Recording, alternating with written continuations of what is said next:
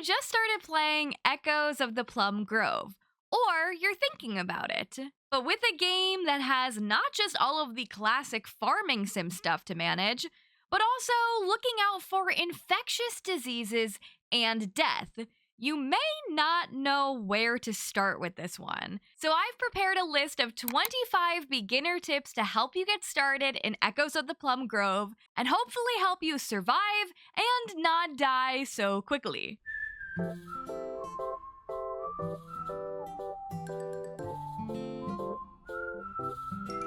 Hello everyone and welcome back to my channel. If you're new here, hi, my name is Payton. It is nice to meet you, it is nice to see you, and welcome to the corner. So I've been playing a lot of Echoes of the Plum Grove. In case you missed it, I recently put out part 1 of my 100 Days of Echoes of the Plum Grove video, with part 2 coming very soon. And I have learned a lot. I am normally not the tips and tricks channel, but I have made so many mistakes in this game so fast that I thought I would share what I've learned in the game so far to hopefully help you out. And these are definitely very beginner tips, so if you know all of this, you get a gold star, but not everyone might not know because I didn't know most of these things. Before we get into it, please be sure to click the lovely little like button, as well as subscribe for more cozy, chaotic content. And if you want to see me play cozy games live, including Echoes of the Plum Grove, be sure to follow me over on Twitch, as well as check out my lives right here on YouTube. I'm on both platforms multiple times a week, and we'd love to see you at a stream. Okay, I'll shut up, and let's get into the first tip. My first tip for Echoes of the Plum Grove is to pick up everything. In this game, foraging has never been more important, especially in the early game when you need resources and, you need money. In Echoes of the Plum Grove, I recommend whenever you see literally anything that you could pick up, pick it up. You may not think you're going to need it, but you can actually use a lot of the seemingly weed-like forageables to craft things, to cook things, as well as you can also sell them. Going off of this, make sure you're interacting with all of the different things that you could forage. In particular, you want to make sure you're interacting with the trees to get wood, and if you're in springtime, stealing the cherries from the dairy farm is a great way to survive. As well as you can also shake the bushes and shrubs, which is something I did not know. And in particular, in summertime, you may want to visit the lighthouse because there are lavender shrubs and they give you a lot of good materials. My next tip is to refrain from overusing the fast travel mechanic. This is one of the only farm sims I've played that let you fast travel from the start. In many farm sims, you will have the ability to fast travel, but you need to unlock it by doing some crazy stuff. In Echoes of the Plum Grove, you can actually fast travel to different signposts right from the start of the game. But there is a little bit of a compromise that you take when you fast travel, and that is that it's going to eat up a section of your day. Now, when I first started playing the game, I found myself fast traveling all over the place because your character does move quite slow, at least in the beginning. So it can be really tempting to just go from place to place to place, but in this game where the day moves so fast, 1 minute is 1 hour in game, you do eat up a lot of your time by fast traveling, and you do miss the potential to run into different NPCs, you may miss special events, you may miss shops closing. I'd recommend try to only fast travel when you're really far away and you need to. My next tip is to look out for gold star items, and when you can, try to save them. Without spoiling it, you will need it for a story quest line that comes later on, but gold star resources are also good because they will sell for more, and therefore if you gift them to villagers, they might like you more. Whenever you see a gold star item, look out for it. Try your best to keep it, unless it's going to rot. Speaking of rotting, read the descriptions of the items. You'll see that pretty much most items in the game, anything that's edible or is a plant, will have an expiration or rotting date. And you're going to want to pay attention to this because if you don't, all of your valuable resources will turn into garbage and you will be presumably sad about that. In addition to that, there are some items that can kill you. So don't be like me, and if something has the word death in the name, like the death cake or the death cap mushroom, you should probably not eat those ones. Some of the descriptions can give you a little bit of a clue as to what the item is and what could happen if you eat it, so definitely be mindful of the descriptions for the rotting and also for the potential to kill you. Now, this next one I don't think will kill you, but it will make you temporarily sick. It may be tempting to try to eat raw fish, as whenever you hover over the fish, you'll see the little bread counter in the corner, which will tell you, okay, if I eat this, I will be this much fuller than I was before. Don't eat the raw fish, because you're gonna waste the fish and you're gonna make yourself sick. Now, you will come out of this temporary, nausea spell, but you will throw up all over your crops and it will be very unproductive. My next tip is something I did not really do in the first half of my playthrough, and that is to pretty much try to accept all of the quests that come your way. There are different ways to find quests in this game. You'll find quests on the bulletin board, as well as NPCs will send you mail asking for quests. And some NPCs will just have a question mark on their head and you can go up to them and find out what the heck they want. Now, there are a lot of quests in the game, so it can get very overwhelming, but I do recommend try to take as many quests as you can, because sometimes you'll actually complete the quests without even remembering that they're happening. If you check the map and you see the icon of different NPCs, that'll let you know that you've completed a quest for them. Doing the quests in this game is really important. It will help raise your friendship scale, it'll get you more recipes and resources yourself, and overall it just makes you a good person. My next tip is to actually talk to the villagers. In this game, you don't just raise friendship by completing quests and giving gifts to villagers, you'll actually go up in friendship if you even just talk to the villagers. You should be able to click the talk button twice for each villager once a day, and even just talking to them, even if you don't want to give them anything, it will help slowly increase your friendship meter, which in this game is actually pretty important. Speaking of villagers, if you do want to gift them one of your precious meals or resources or whatever, a good rule of thumb that I've been following is to gift the villager something to do kind of with their occupation. This game has consequences, and if you gift the villager something they don't like, you'll actually see your friendship meter dip down or even into the red, which means that, you probably shouldn't just give everybody the random weeds you pick off the ground. So I've been trying to give people things similar to what they represent. So for example, I love to give my main man Jack some kind of mining and carpentry goods. Specifically, I've been giving him gold ore and quartz, and it's worked out pretty well. Now, I'm not sure if this is surefire for all of the NPCs, but so far, if you give them something similar to their occupation, they'll probably like it. My next tip is to stock up on medicine when you have extra money, and maybe consider getting your character vaccinated. There are many infectious diseases in this game, and they will creep up on you out of seemingly nowhere. And you may run into a situation where you are about to die and the thing that could save your life is medicine. So when you have time, think about getting vaccinated to avoid some of the plagues your character can get, as well as buy that medicine to have it on hand. It won't expire, so you could just stick it in your chest and save it for a rainy day. Literally. Speaking of rain, my next tip is to try to stay out of the rain when you can. Now, rain is a random occurrence in Echoes of the Plum Grove. You may see your first rain early on, or you might not see it until later on like I did. And you should know that if you spend the entire day out in the rain, there's a pretty good chance that your character might get sick. So on days when it's rainy, you may consider wanting to stick to some more indoor tasks and maybe even ending the day a little early. The next tip is to avoid sick villagers. Now, this game will not announce to you when people are sick. You'll actually have to double check for yourself. If you look under the villagers tab, you'll actually be able to see based off of their picture if someone is sick, whether they have sleepy eyes or they're slightly discolored or maybe something else. You'll know that that character might just be sick. And going off of that, if your character gets sick, don't go near anybody unless you want them to die. Because I made the fatal mistake of When I was sick, I went around to literally everyone in town, and I caused nearly everybody in the town to die. So unless you want to be the only one left in Honeywood when you're sick, try not to go around people until you get better. My next tip is one that might be self-explanatory, but it was one I didn't really understand. That is, in the mines, you can actually hit the rocks until the little tool icon goes away.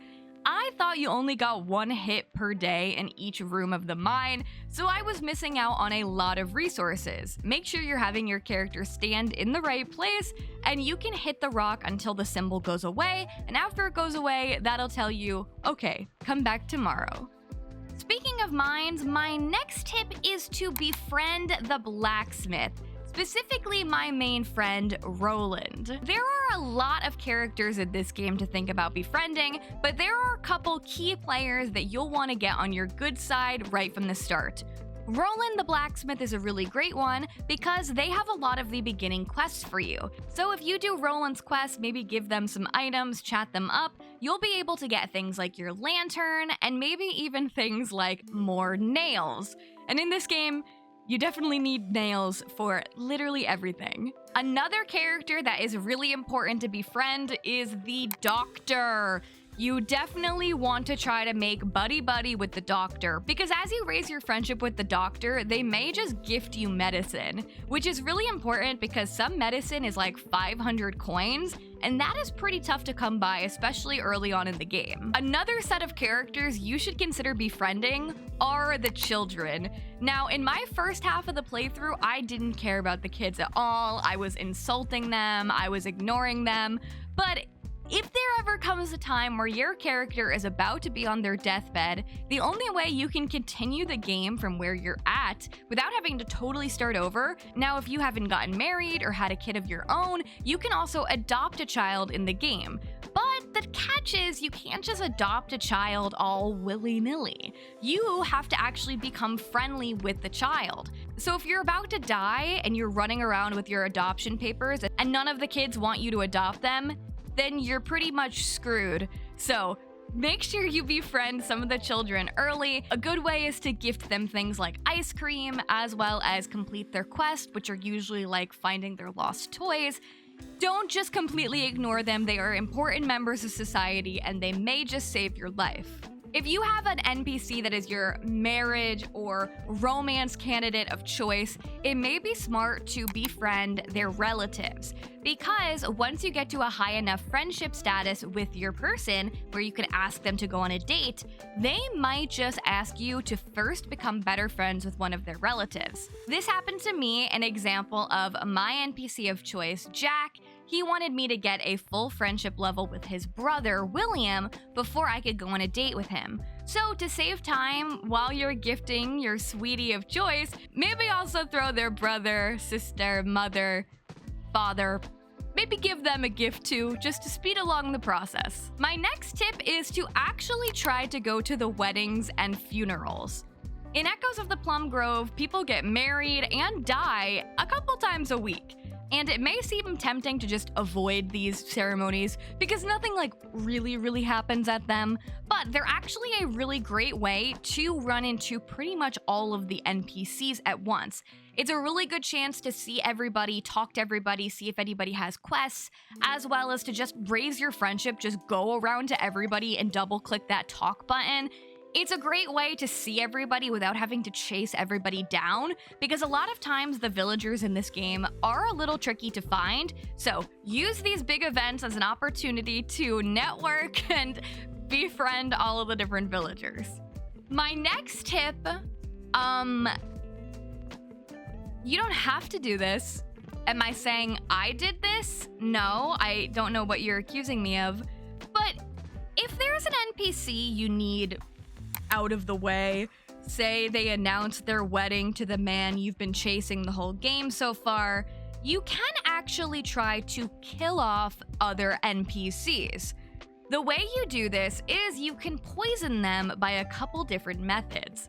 My favorite method is to purchase a death cake from Astra the Witch. The death cake, as well as the death cap mushroom, which can be found in the forest, will poison and kill different characters.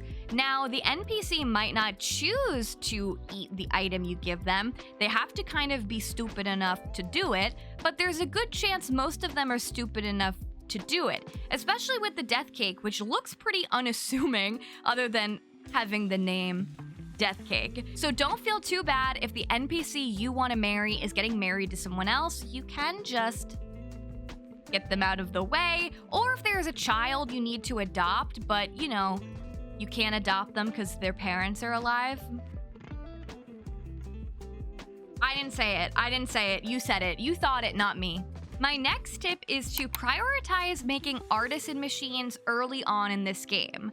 Now, I don't know about you guys, but when I normally play a farming sim, when I start from the beginning, I'm usually not thinking about artisan good machines until way later on, because a lot of times they're hard to craft, and it's just not something I think about super early on. But in Echoes of the Plum Grove, your artisan machines are really important because they will help preserve your food for longer. For example, you can dry different fruits and vegetables and meat to make them last longer, and also to have them be more of a valuable item, as well as you can pickle things and make jam. You can also process things into flour, which will also help you for cooking. And because things go so bad so quick in this one, you may not have an ice box in the early game, which will preserve your food.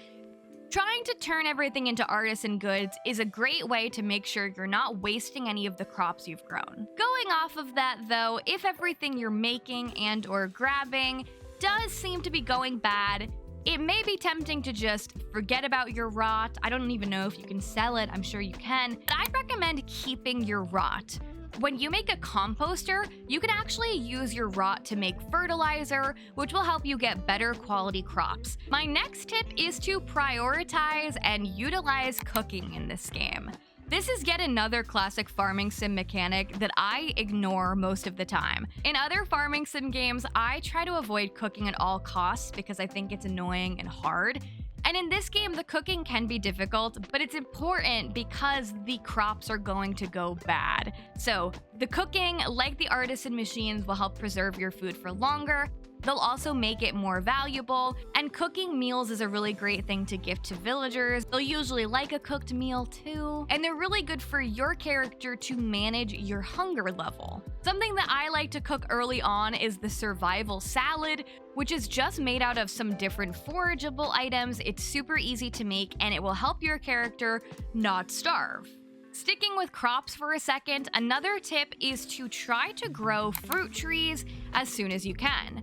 Now, I survived most of my first season in this game by stealing cherries from the dairy farmer, but there are actually a lot of different fruit trees that you can grow in the game. You won't have to water them after a little bit, and they'll keep producing fruit, and it makes it a whole lot easier than going to the far side of the map to try to steal someone else's fruit. Next tip might not be applicable for everybody, but for those of you who want to get in with the cruel villagers like Jack or like Temperance, there's actually kind of a twisted way to raise your friendship level with them. So all of the characters in the game have different traits. You'll see them when you go to the villager tab. And as you can see, my dearly beloved Jack is a cruel person.